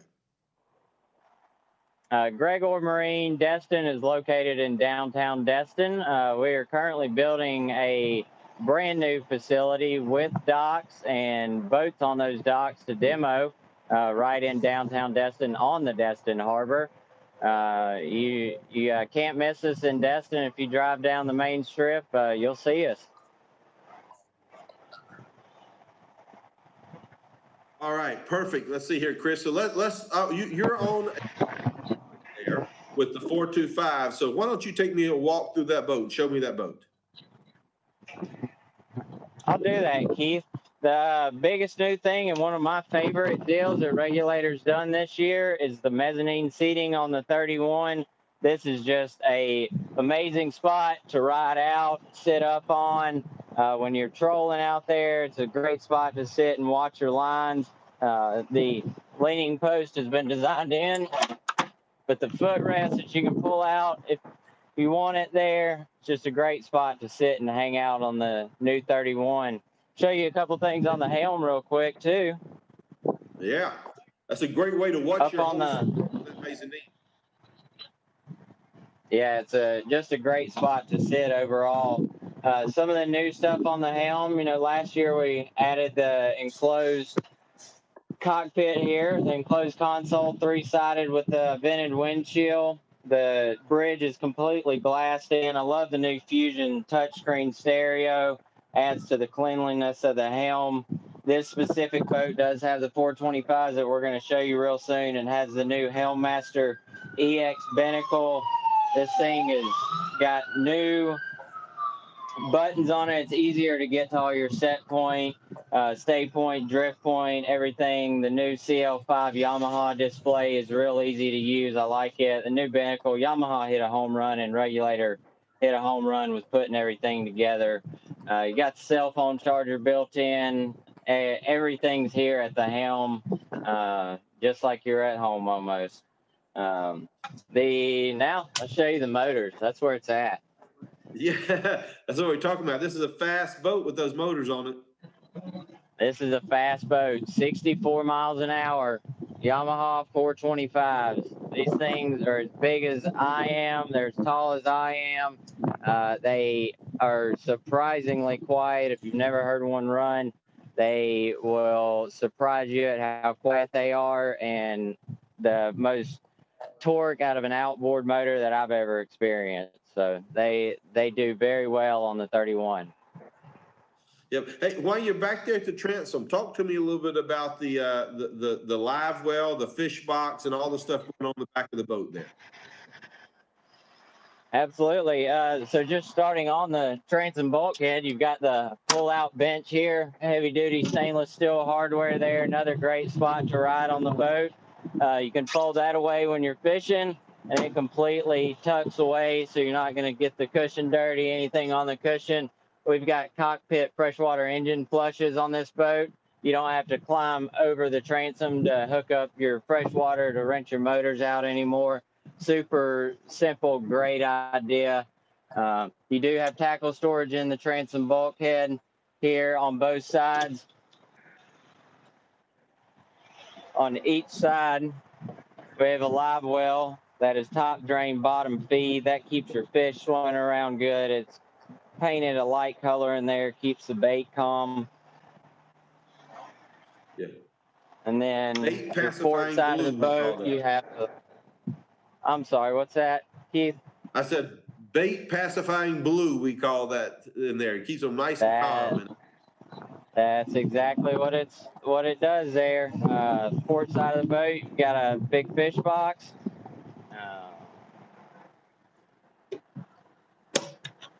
And then your 425s. Right there, awesome. How about show us real quick right there in the floor? There's lots of storage in the floor below you, getting into the bilge area and that storage box right under you. So you got a lot of storage in that cockpit.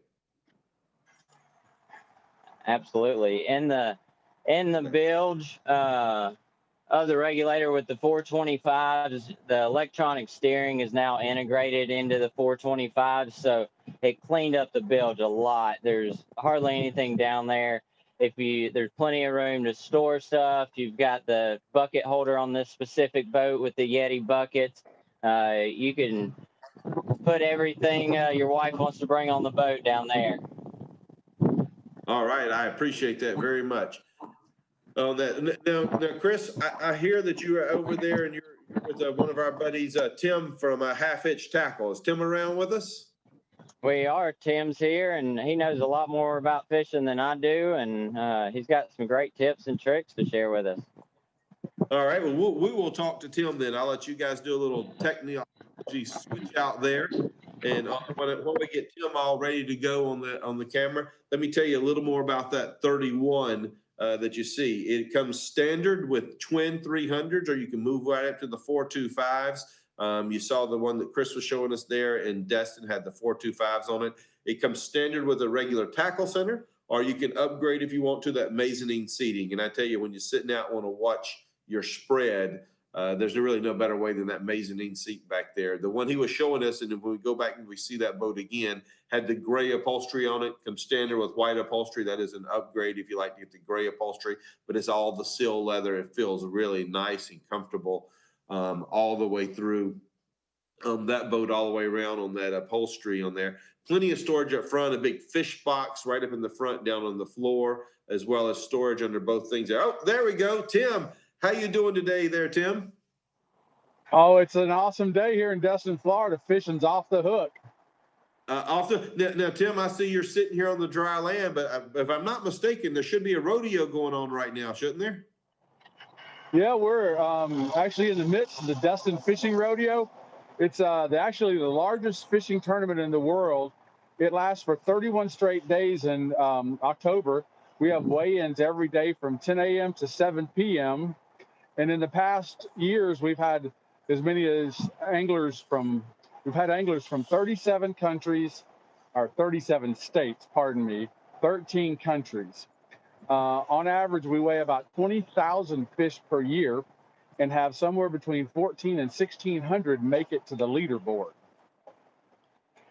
Wow. Now, I have to tell you, I grew up was right down the road from me in Orange Beach, Alabama, was my home as a child growing up fishing on charter boats and tournament boats there. So I'm very familiar with that fishing all around Destin, and we fished out of Destin many times. But there's some fine fishing right off of your coast, whether you head all the way out to the edge or not. Yeah, it's been incredible for the rodeo so far. You know, whether you're bottom fishing for snappers and groupers and jacks, or trolling for wahoos, dolphins, and tunas, or even fishing the bays for trout and redfish. We've been very fortunate this year that we've had really good fishing for the first 15 days so far. All right. Now I understand in Florida, maybe not right now in Destin. I see the winds blowing there a little bit, but all over Florida today, we've been having afternoon storms, and it gets rocking and rolling there a little bit. So that leads me to the Seakeeper. I was talking to the Seakeeper earlier. Tell me your thoughts about a Seakeeper, and especially on a fishing boat, if they're going to be out there wanting to utilize that thing and fish. Well, luckily I got a little firsthand experience with that. I actually have one of my good customers from the shop that owns a 35 Regulator that has the Seakeeper in it. And I'm telling you, it can turn a day that's unfishable for most boats and just give you an incredible experience. On a day where it's 3 to 5 and a lot of boats might stay inside or fish close to shore, we can still run off and fish 20 miles, 40 miles, 60 miles. It doesn't really matter. With that Seakeeper, it's really hard to explain to someone, but you really need to come down and do a demo on one of those, because it is incredible the number of days. I would say that over the course of the year in just a normal vessel, you're going to lose 50 fishing days. Well, with the Seakeeper, you're only going to lose maybe 10. That's, when we're having a tropical storm or hurricane. But the normal little 3 to 5 day makes it completely fishable. It does. It does. Not only to make your fishing much easier, it's great then when you got friends or relatives or family members that get a little queasy or seasick. you can get them on the boat and they'll start enjoying boating with you on there. It saved many relationships that I know of out there between spouses whenever one spouse doesn't like the water so much. Absolutely. Yeah. Now, Tim, we're talking a little bit about the rodeo and fishing going on there. Tell me what's biting nowadays there, and let's talk a little bit about some recommendations to go catch the big one. So, you know, up here, you know, a lot of times it's trolling, sometimes it's bottom fishing. But right now, the bottom fishing is just superb. We're catching amberjacks, gag groupers, scamps. The state gave us some extra days of snapper season this year. So the next 3 weekends, we're going to have some red snapper fishing. And one of the newest and latest, greatest techniques for this stuff is what's called slow pitch jigging. And so far, in the Dustin Fishing Rodeo, we're leading in 6 of the divisions, and all of our fish have been caught slow pitch jigging. And it's a very lightweight, very powerful outfit. The reel is a Shimano Osea reel, and the rod that we're using is a Star Plasma rod, and we're fishing with Shimano flatfall jigs. And this works whether we're fishing inshore, you know, near the beach in 60 feet of water, or if we're fishing, you know, out in 300 or 400 feet of water.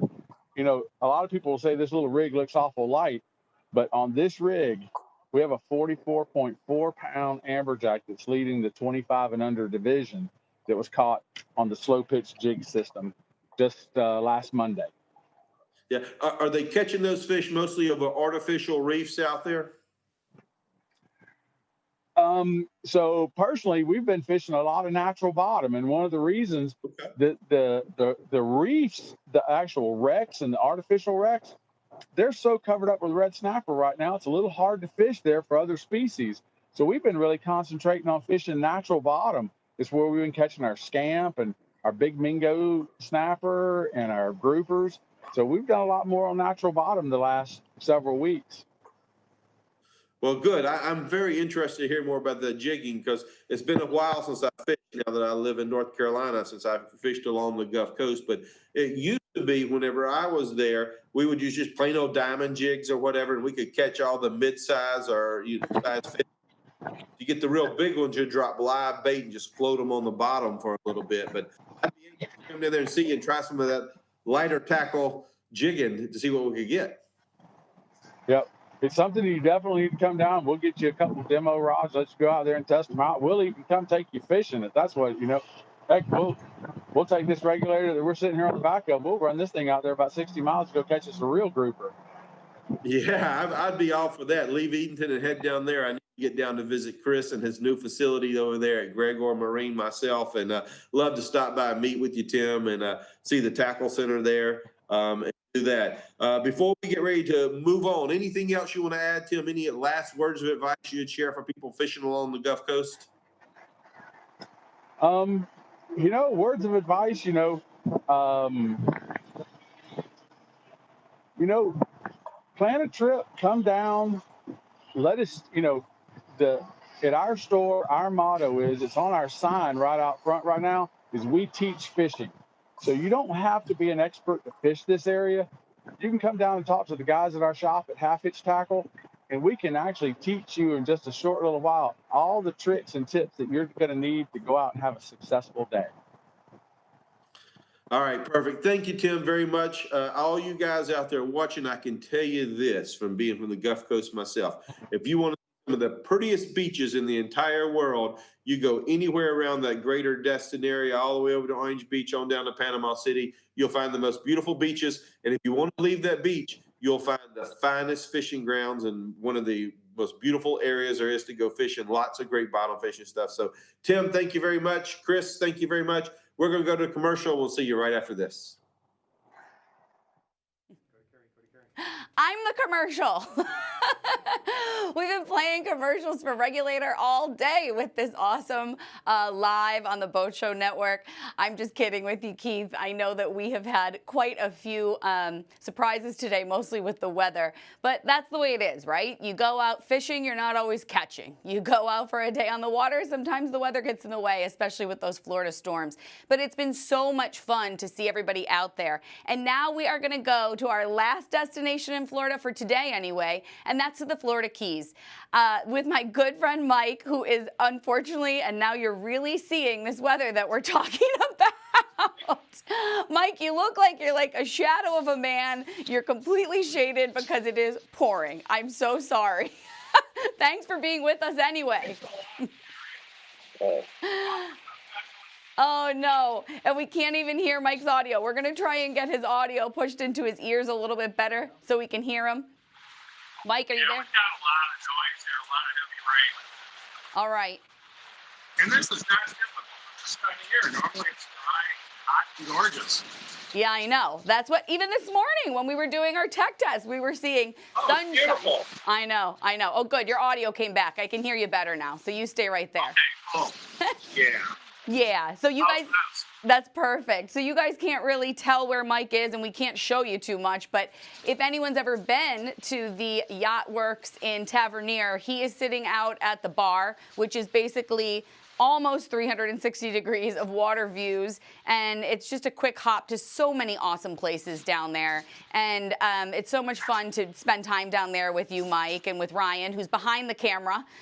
So we don't see him today, but you can see him, you know, at some point we'll have him give a wave or something like that. And he's in all our catalogs. He what? He's in all our catalogs. Oh, he is in all the Regulator catalogs. That's right. That's right. He's quite the model. So, Mike, I'm having a tough time hearing you. I don't want to make anybody crazy. Try and push your earbud in just a minute. And then while you're doing that, just give me another hello.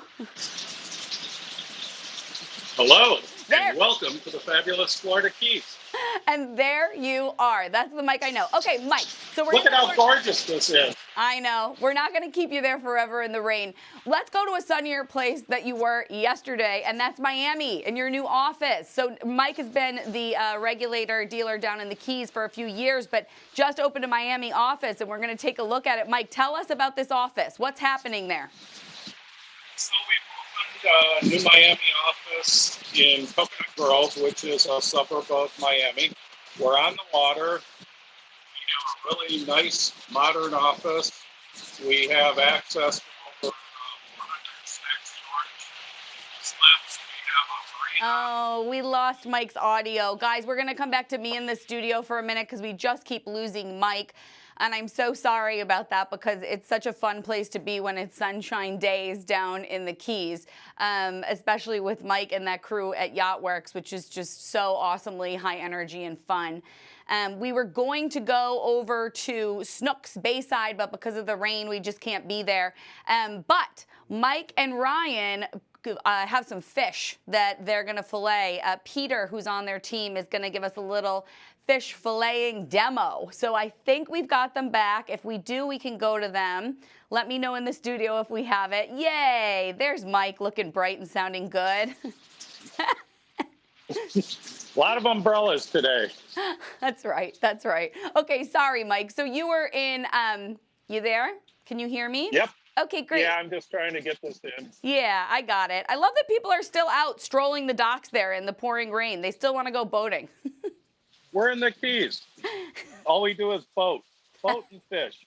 That sounds good. That sounds good. And you have some fish today, right? Were you guys out? What'd you get? We got lucky. We got a couple yellowtail. We got a red snapper. And we have Peter, who's going to show us how to fillet these. Oh, good. Well, let's see it. Let's take a look at that. That may look a little better than your weather. It's going to look a lot better. Wait till you see these fish. Okay, good. Where's Peter? Where's our little filleting demo? What do you got, Peter? Look at this. See, you're starting to see how cool it is down there. Ooh, Ryan, can we zoom in on that? It was a that good looks day nice. today. Can you zoom in, Ryan? He can come right over. We're obviously in a very organic moment here. That looks good. Really good. So what are you guys going to make? I've had you fillet fish for me when we've come in from the water. This is fun. What are you going to make for us today, Peter? Whatever we do, it's going to be indoors. Okay, I know. The last time I was there, you guys grilled the fish for me. Well, Peter, I love to see it. These will probably end up on a grill as well. Yeah, I mean, that's what's going on. That's what's going on there. So, Mike, did the rain let up there, or it's pouring and I just can't see it? No, it's still pouring. All right, all right. Well, listen, I hate to leave us on such a note of a pouring, rainy day in Florida, but I don't want to put you through any more misery out there as you go. We're going to watch. We're fine. Oh, good. We're under the tent. Peter's starting to fillet the fish, and that's good. It looks amazing. We'll make a few people jealous. Okay, good. That's all we really wanted to do today, I suppose. This is our definition of farm to table. There you go. There you go. Sea to table. And you guys can all see, if you're watching, the Regulator 28 is out there floating behind Mike. And that's another great example of really a fantastic Regulator mid-sized boat, right, Mike? Tell us a little bit about that boat, even though we can't take a closer look. This is really our Maybe favorite boat. I mean, you don't need a big boat to fish down here in the Keys. And the 28's super capable. It's an amazing offshore ride. Carries a lot of fuel, a lot of space, a lot of room. Really nice head for the ladies. Big hard top. It's just a wonderful sea boat, and it's capable of getting us. Most of our fishing here is done 3 to 15 miles offshore, and this boat's capable of getting there and back quickly and safely. It's a great boat. That's great. Economy is incredible. We can run 38 miles an hour, and we're still getting like 1.4 miles to the gallon. That's amazing. It's an amazing boat, and that's powered with twin 300 Yamahas.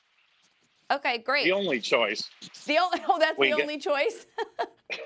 It is. The boat is built around those engines. It runs great with those engines. You know, it's just an amazing ride. We've got the Taco 390 outriggers on this boat. So the 390s allow us to pull a small light dredge. Uh-oh. Oh, no. Can you still hear me? I can still hear you. I can still hear you. This is the part where we're going to find out how waterproof AirPods really are. I know. I know. Well, I mean, I wish we could be on. Oh, yeah. Are you going out there? Yeah, we'll go out here. Ryan, are you all right? Yeah. Ryan can zoom easier than walk. Okay, good. And I'll just sort of hold on to this one, but the Taco 390s are really robust. Outrigger package. We have all carbon fiber. We've got tons of storage up front in this boat. All the storage is insulated. Huge fish locker down low in the sole. Of course, we have a windlass, which is through the stem. The boat is really clean and easy to move around on. So, you know, you got big white gunnels. You can even stand on these. I don't want to stand on the cushions, but yeah, no, I want you to be safe out there. Once the cushions are off, we have a casting platform. You can throw a cast net from out here. As you can see, we have a spotlight. We got all the extra rod holders we can put on the boat. We have a cooler seat forward. That's great, Mike. I love it. We don't want to keep you. This is like our favorite boat. I know. And it's in seafoam green. Which is your favorite color. You've got on bright green and seafoam green boat. All right, Mike. Well, we don't want to keep you out in the rain anymore. We're actually going to wrap this up and let you go grill that fish that you caught earlier today. And we'll see you soon. We can come back to you guys soon when we're on a sunnier day, of course, because, you know, we're going to do that. Wow, Peter, you're fast. He is fast. Well, look at So him go. we're going from here to the grill. Okay, good. Where are you going? To the grill at the Tiki Bar next door, or just your grill's right over on the side? No, we have a grill around the corner. Okay, good. All right, good. It's all good. I love it. I love it. Well, listen, guys, on that note, I'm going to leave you to enjoy your fresh catch. I'm always happy to see your faces. I'm sorry we didn't have a sunnier day and our dream cocktail session and fish session over at Snooks Bayside, but we got plenty of time for that. We've got a whole season starting in Florida, right? Come on back. All right. All right, guys. Thank you so much. We really appreciate everybody being with us today, especially through some of the weather that we've seen and just, hanging in there to come aboard the Regulator. Amazing center console sport fishers and really see what that life is all about. So, of course, we all know the Fort Lauderdale Boat Show is coming up and Regulator will be there. So you can check out some of those boats. And, of course, anytime you want, build your boat at regulatormarine.com and contact your local dealer. So many of whom you met today to schedule a sea trial and see these awesome boats up close and personal. I'm Carrie Wabel for the Boat Show Network. Thanks so much and have a great weekend.